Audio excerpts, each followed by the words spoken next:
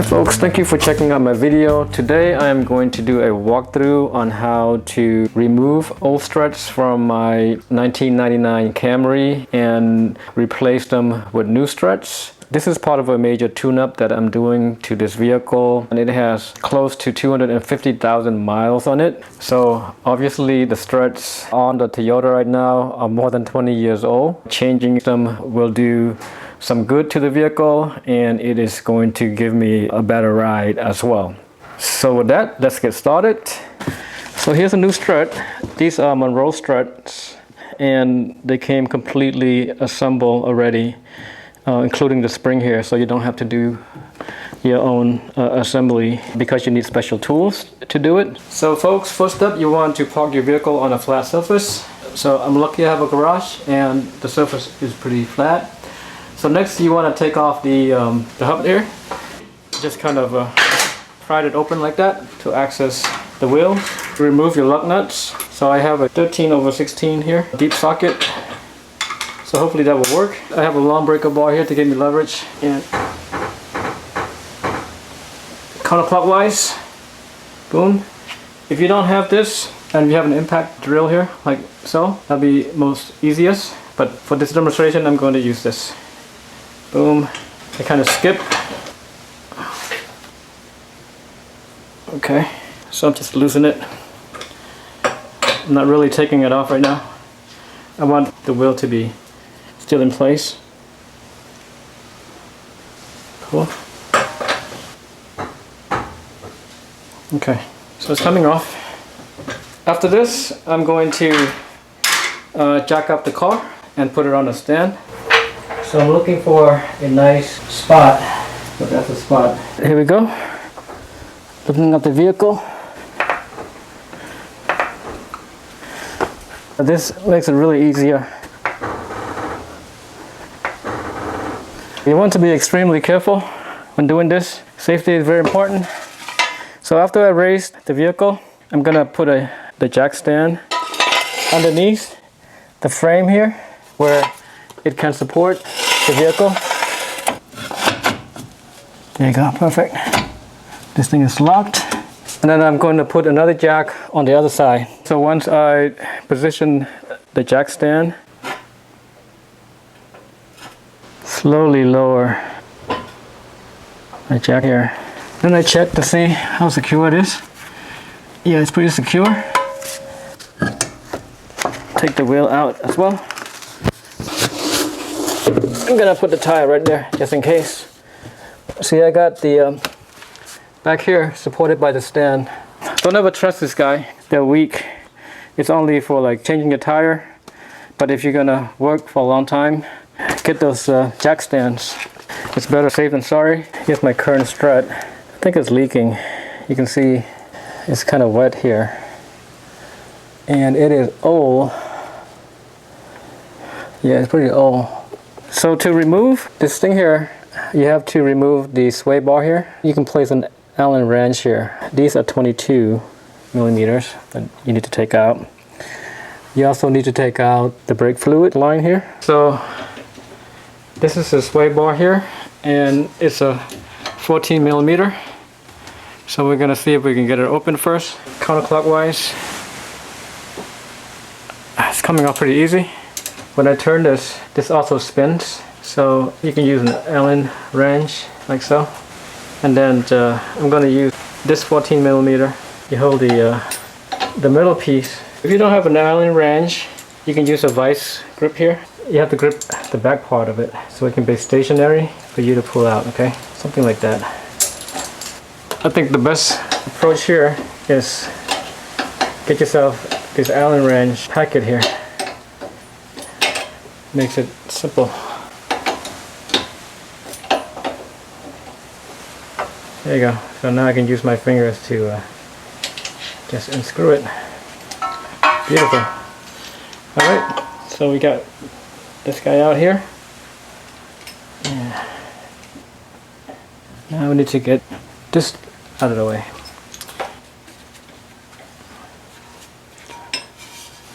Yeah, it's a little bit of a struggle here to get this guy out. So let me see if I can do this. kind of gently do that without breaking or bending this guy here, because it's really important. And there we go. It comes off. Cool. Sway bar first, and our next target is the brake line here. It's a 12, hopefully. Yep, it's a 12. So that was a 12 millimeter. So we plug it in. I don't have a deep socket of a 12. Counterclockwise. There we go.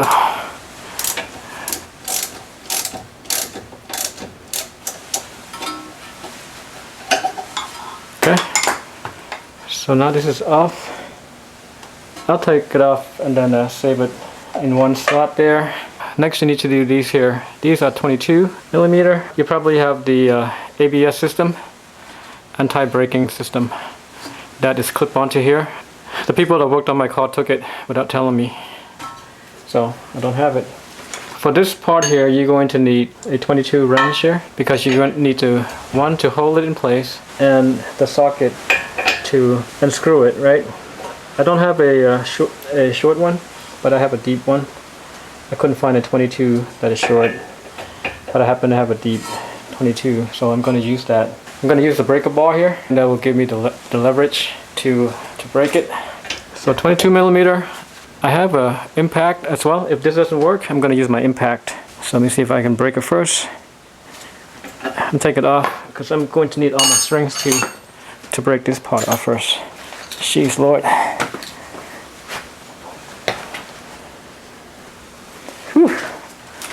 That is tough. That's a tough one. So I connected my my breaker bar to a longer pipe to give myself more leverage to get this open. Hopefully that will do the trick. There we go.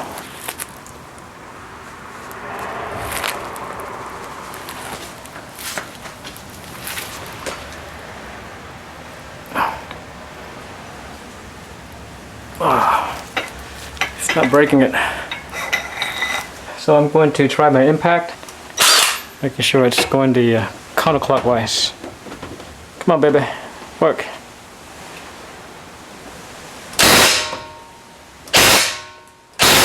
Oh, I see the movement. It's working. Okay, you see how it spins? Like that? So that's why you need this guy here to hold it in place, so you can remove it. Like so.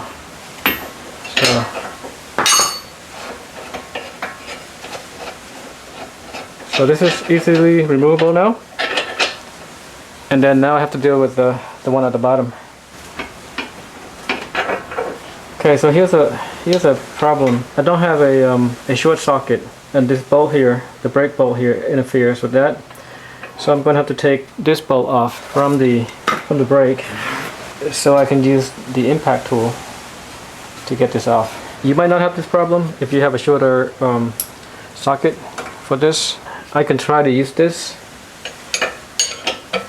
to open it, but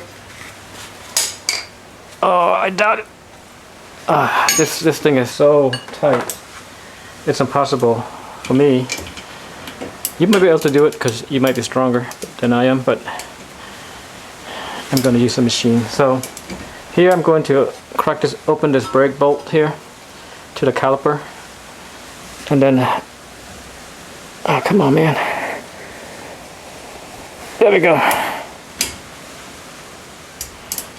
All right. So I'm taking this out of the way. Right here. I'm not taking the whole caliper off. I'm just making room so that my 22 millimeter socket can go in there, like so, and try to get it open. There you go. Cool. I broke it. Nice. The bolt, the bottom bolt here is stationary. It's not like loosey-goosey. Oh man, I did it last time. This one came off, so now it's kind of stuck. Lessons learned. Should have pulled it all the way to the back there. So now we have to put them back on just a little bit, and I'm going to tap it to remove it. So I'm using this here. Boom. And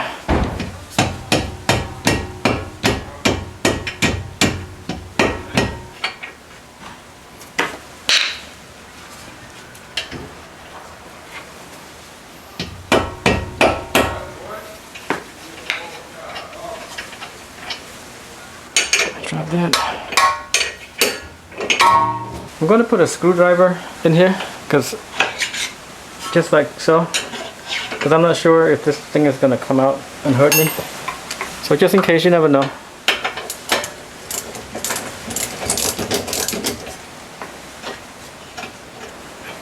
All right, here we go. Stubborn. Now I just have to carefully remove this guy out of the way. Push it like this, just in case. Okay, so it's going to come off.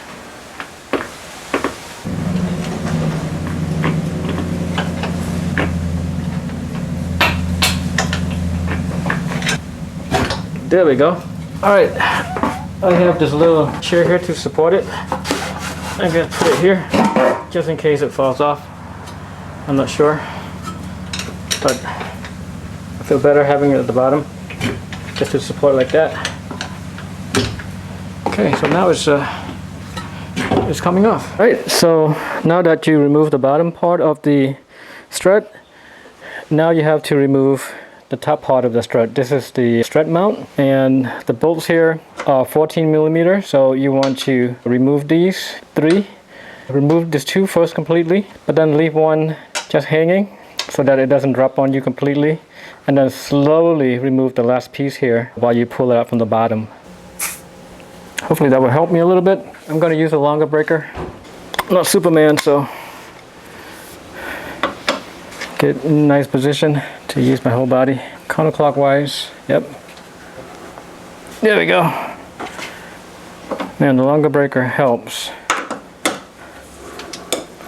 Boom. It's all about leverage, folks. So I can push it out a little bit more. There we go. Nice.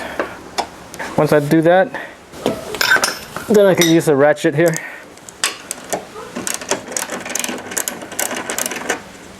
Remove this completely. I'm going to place it here. Remove this completely.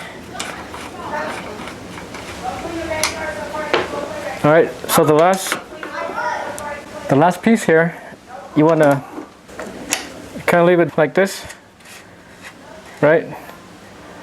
Because you're going to have to remove the bottom piece. So remember, the strut weighs about 25 pounds. So I'm holding it from the bottom now and unscrewing this at the same time. It's heavy, guys, okay? Boom. I'm holding it, and now I'm slowly dropping it. I got both hands on there. I don't know how to do this here. Be careful, because you don't want it to break any of the lines here, and just move it out like so. Oh man. So I'm doing a little side-by-side comparison. The height is very similar. Yeah, I'm not sure why it is. It looks okay, but I'm not sure if it's leaking. All right, so we're gonna reinstall this. Just work our way backward. So what I'm going to do is I'm going to shove the new strut into the slot underneath, and then try to align it with these 3 slots here. Now it's going to be a little tough because I'm doing this by myself. The new strut will take the same 14 millimeter nuts here, so I'm going to use the new ones. I'll leave it here. So this one will go in there, and the 2 like this, on the bottom of the face. Okay. So I'm aligning. Now these guys are 25 pounds. Let me see. I can do this right. There we go. Okay, as you can see, it came on. So I'm gonna screw one in first to lock it up. So that helps me. And then I'm gonna use that and put the rest of the screw in there. Cool. To hold it,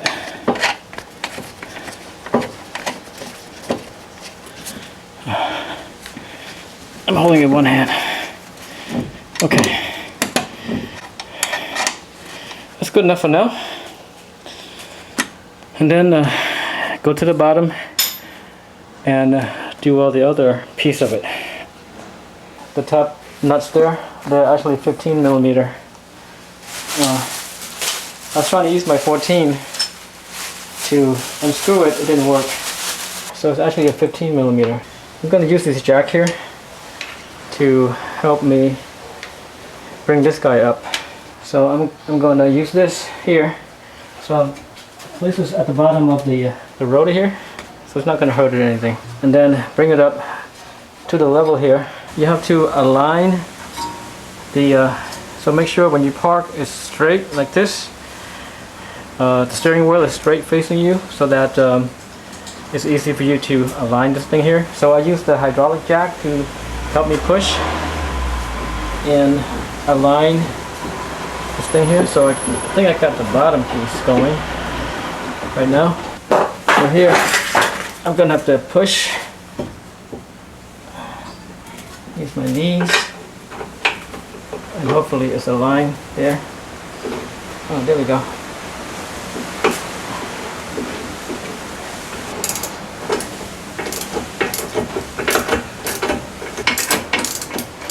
Yeah, this part here is a little tough because you have to align it, having to push this part up. So I use the hydraulic thing here to help me support, especially if you're working by yourself. Just be creative, you know, use whatever you have. The bolts are in here.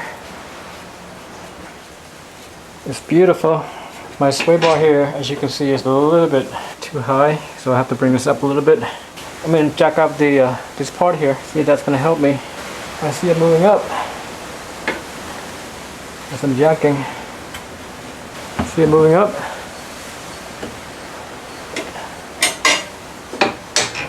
Yep, almost perfect. A little bit more.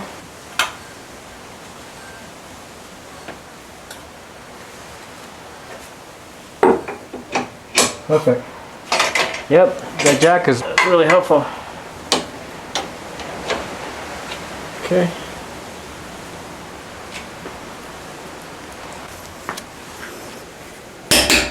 So using a torque wrench, the torque specification is 156 foot-pound, okay? Same thing at the bottom here. Boom. So if you have the same issues that I did, and you have to remove this nuts from caliper bolt here, don't forget to put that one in there, back in place.